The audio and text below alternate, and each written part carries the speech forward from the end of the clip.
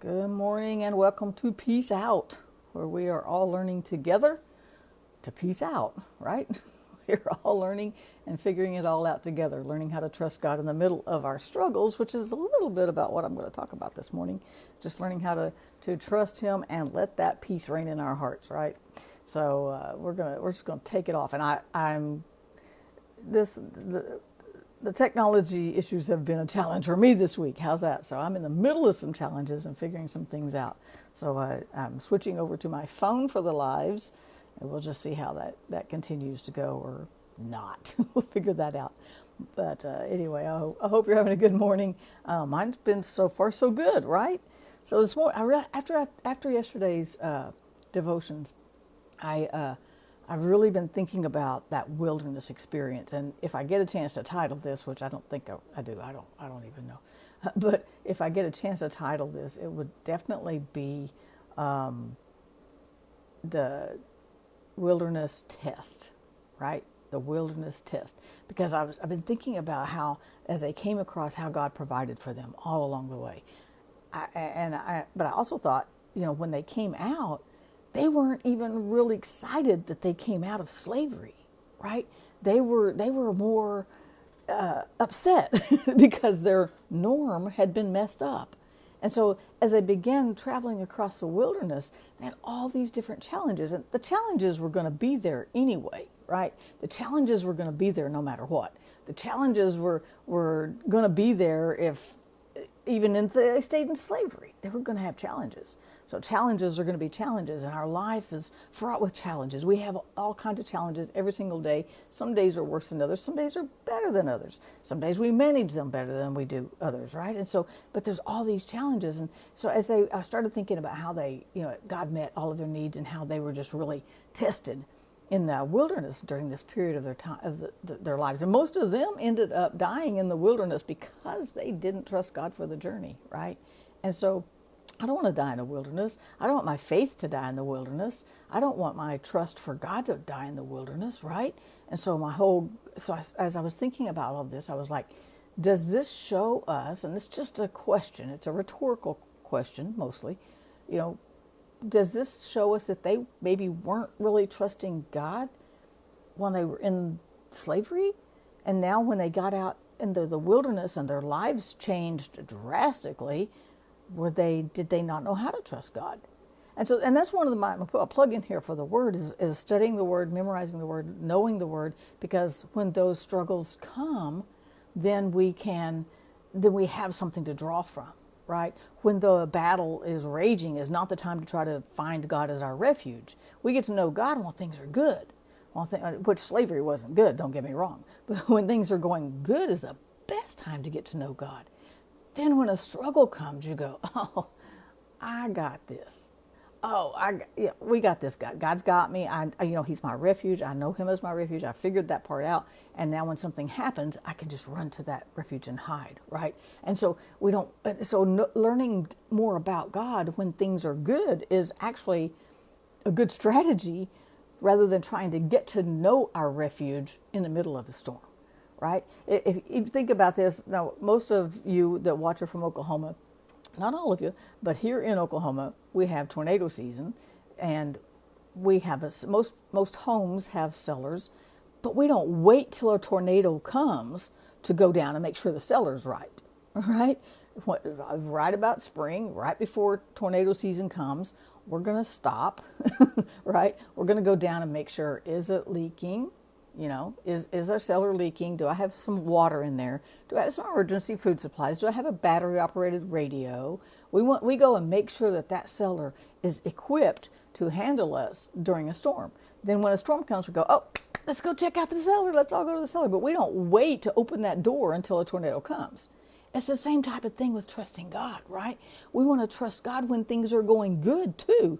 We want to get to know Him when things are going good also. But He's not just a refuge in the storm. He's an all-time refuge for life, period, right? And so we want to get to know Him, even though you think, well, I'll put Him on a shelf And then when things start getting all bad again, I'll run over there and get to know what he said about peace. And then when things get really bad, I'll go see, what does he say about faith? When things get really bad, I'll go over there and see, no, we get to know him when things are good. And then when a storm comes, we go, hey, God, I need that peace you talked about. Make sure but then we already know him. We already know his character, even from the story of Moses and the children of Israel. We see God's character. His character is to protect. His character is to provide. His character is to rescue. His character is to carry you through the wilderness, right? And so they failed the wilderness test. And it makes me wonder how much they trusted him in their slavery when things were going bad totally on the other end of the spectrum. Because that wasn't an easy thing, but they got comfortable with what they knew. And when it all changed, they acted like they didn't even know who God was. They acted like God wasn't even with them. They acted like God didn't, oh no, you brought us out here in the wilderness to die, right? That was always their first response. We're going to die in the wilderness. You know what? The wilderness is not meant to kill you. The wilderness is not going to kill you. Your challenges are not going to kill you. The challenges are going to make you stronger when you run to God, right? And so we see people like Joshua emerge out of the wilderness, who ended up being a great leader for the people and taking them into the promised land. He took them through past Jericho. The whole story about Jericho was right after Joshua came in, after Moses passed away in the wilderness, right? And so the wilderness is meant to test us. Now see, we all have challenges, but challenges aren't to break us down. Challenges are to make us strong. And so we want to view our challenges as opportunities to get stronger in our faith. We want to view our challenges. I wonder if I'm going to have some new challenges teaching on this, right? Sharing on this. But we view our challenges as, wow, I get to learn to trust God in something totally new. This is amazing, right? Or I get to learn to trust God in a whole new way, on a whole new level.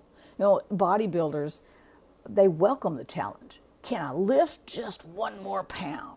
Can I tone just one more little muscle? And they know all those little muscles, right? Can I make this part of my body just a little bit stronger? What if we approached our wilderness in that way? Ooh, what's God going to strengthen in me today as I trust him in this spot? What is God going to strengthen in me today as I trust him for finances? And see, sometimes challenges we think always are always super, super bad, but if you have challenges, let's say in finances, because that's what I was praying about this morning, okay? What do I do about this, God? If I don't have money, that's a whole different challenge, right? That's one way I got to trust God for that provision, right? But if I do have money, I still got to trust God for wisdom, or it's all going to be gone. I'm going to be back over here trusting him for more money, right? So whether you have money or you don't, you got to trust God either to teach you how to keep it or how to make more or how to get more or how to provide, right? So there's never a situation that is exempt from us learning how to trust God more. Every challenge should drive us right to the heart of God. And he's right there. He didn't take them out in the wilderness and leave them and go, I don't know what y'all going to do. Look, I got you out of slavery. The rest is on you. I don't know what. I don't know. No, he brought them out of slavery. But there's a verse, I should have looked this one up. I didn't think about this one. But there's a verse where he says, I want to bring you to myself. The whole goal wasn't Canaan. The whole goal was so that they could know him.